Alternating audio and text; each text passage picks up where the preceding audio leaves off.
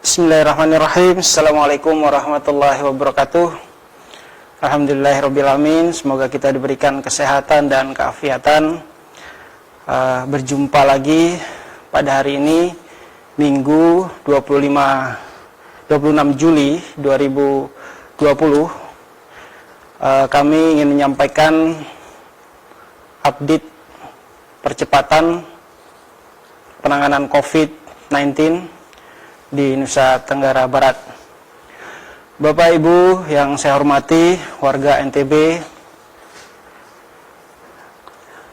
sebelum saya menyampaikan update terkini COVID-19, ada beberapa informasi yang perlu saya sampaikan pada kesempatan ini.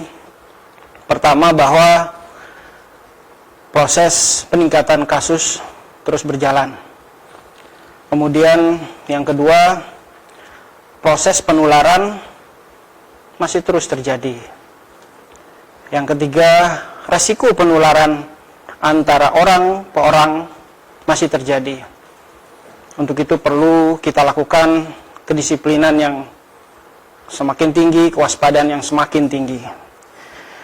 Bapak Ibu warga NTB yang saya hormati, sampai saat ini jumlah sampel yang diperiksa dari laboratorium Rumah Sakit Umum Daerah Provinsi NTB, Rumah Sakit Unram, STP Sumbawa, RSUD Kota Mataram, RSUD Selong, Prodia, TCM, RSUD Provinsi, RSUD Kota Mataram, dan TCM RSUD Manambai sejumlah 543 sampel dengan hasil negatif 500, positif ulangan 20, positif baru 23 berasal dari Kota Mataram 8 orang, Lombok Barat 8 orang, Lombok Timur 5 orang,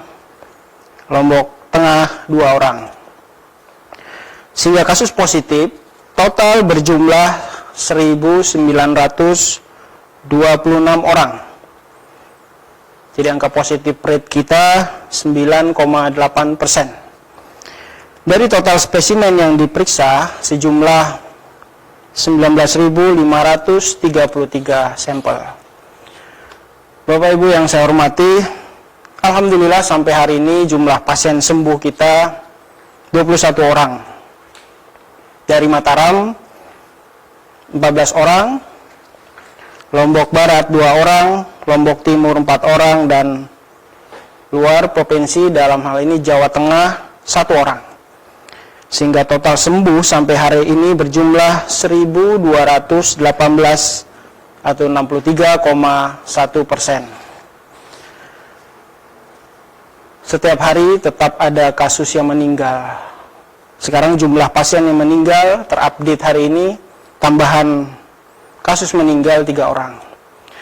Kami ingin sampaikan di sini saat ini kondisi rumah sakit rujukan penuh. Demikian juga rumah sakit second line penuh.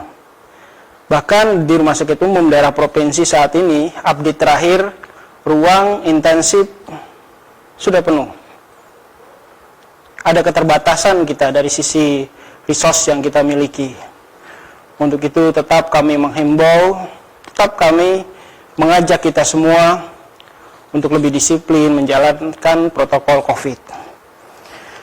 Jumlah pasien yang meninggal 3 orang tadi yang kami sampaikan, dari Kota Mataram 1 orang perempuan, dan Kabupaten Lombok Timur 2 orang jenis kelamin laki-laki. Dan ketiga pasien ini memiliki usia rentan sekitar 52 tahun sampai 77 tahun dan mempunyai riwayat komorbid. Saat ini di beberapa rumah sakit rujukan tidak hanya kasus komorbid yang menyebabkan kematian, bahkan ada sekarang kasus non komorbid pun mengalami tren peningkatan. Kita lihat kasus-kasus yang masuk dengan data yang kami miliki, kasus-kasus yang tanpa komorbid usia muda ada di antara kasus-kasus kematian yang kita jumpai. Bahkan kemarin kita dapat informasi salah seorang nakas kita terkonfirmasi positif dan meninggal. Artinya kita harus tetap meningkatkan kewaspadaan kita. Sehingga sampai saat ini total meninggal sejumlah 109 orang atau 5,6%. Dan pasien yang masih dirawat di rumah sakit darurat, karantina terpadu sejumlah 599 orang. Bapak Ibu yang saya hormati, dari hasil tracing kontak adalah sebagai berikut. Dari hasil tracing kontak kita, jumlah PPTG bertambah. Ada 190 orang sehingga total berjumlah 69.805 orang. Dan masih dalam karantina mandiri ataupun isolasi berjumlah sekitar 1.492 atau 2,1%. Jumlah OTG pun bertambah 179 orang sehingga total menjadi 15.598 orang dan masih dalam pemantauan 1.230 7,8%. Dan jumlah ODP bertambah 21 orang sehingga total menjadi 7.103 orang dan masih dalam pemantauan 246 orang atau 3,4%. Dan jumlah PDP pun bertambah 24 orang sehingga total menjadi 2.295 orang dan masih dalam pengawasan 451 atau 18,1%. Bapak Ibu yang saya hormati, kami akan terus mengingatkan kepada kita semua karena pandemi ini terus berjalan. Ada tanggung jawab individu di situ. Ada tanggung jawab kepada keluarga kita.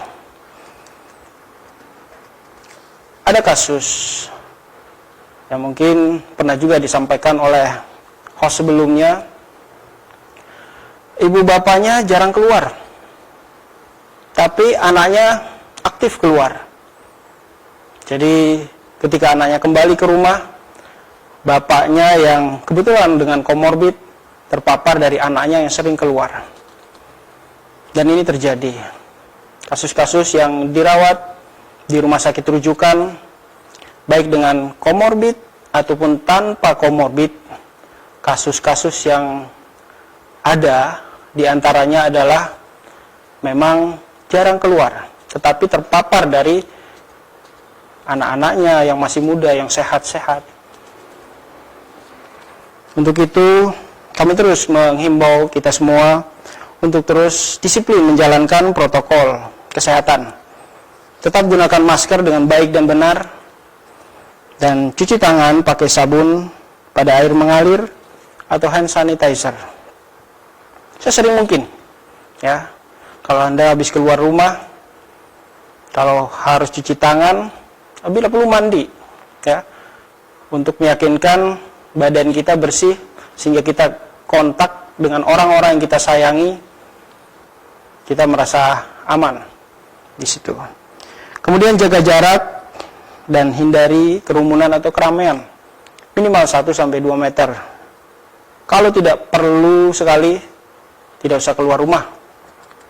Dan tentunya tetap meningkatkan daya tahan tubuh kita dengan istirahat yang cukup, olahraga, dan kelola stres. Mengapa kelola stres ini begitu penting?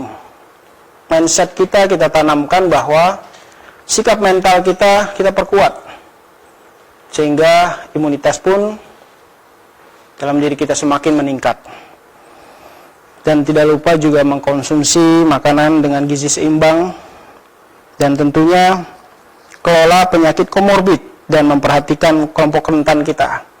Ada kelompok rentan yang saya sebutkan tadi, misalnya anak dan orang tua. Kemudian yang terakhir tentunya perilaku hidup bersih dan sehat, disinfeksi lingkungan kita. Itu adalah yang bisa kita lakukan saat ini. Vaksin masih panjang dalam hal ini. Kita dapat informasi mungkin tahun 2021 ya, yang bisa kita lakukan saat ini sebelum vaksin itu sampai kepada kita, tentunya meningkatkan protokol, kedisiplinan kita tingkatkan, jaga orang-orang yang kita sayangi. Insya Allah dengan cara ini minimal kita bisa menurunkan angka kasus positif yang terus meningkat dari hari ke hari. Demikian informasi, semoga bermanfaat. Salam sehat untuk kita semua, dan tentunya semoga Allah Subhanahu wa taala melindungi kita semua. Amin amin ya rabbal alamin. Assalamualaikum warahmatullahi wabarakatuh.